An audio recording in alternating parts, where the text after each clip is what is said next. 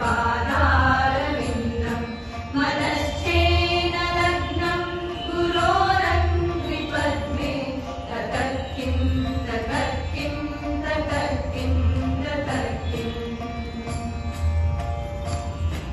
यशो मे गतं दिक्षुदानं प्रतापा जगद्वस्तु सर्वं हरेयप्रसादात् मनश्चेन लग्नं गुरोरङ्घ्रिपद्मे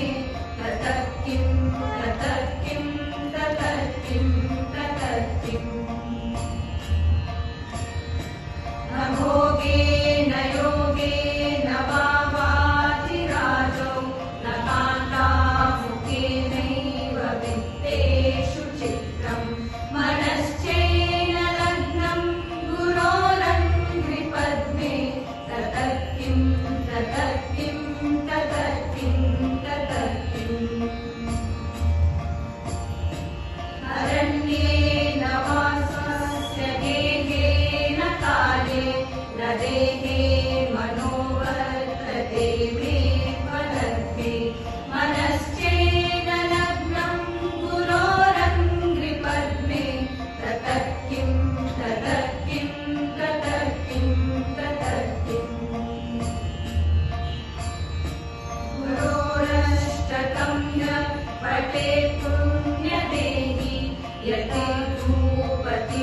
भूपतिर्ब्रह्मचारी च देहि न वेद्वाचितातं पदं ब्रह्मसन्ध्यं गुरोरुक्तवाक्ये मनो यस्य लग्नं गुरोरुक्तवाक्ये मनो यस्य लग्नं गुरोरुक्तवाक्ये मनो यस्य लग्नम्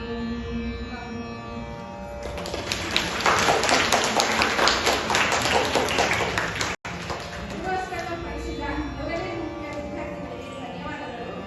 ಈಗ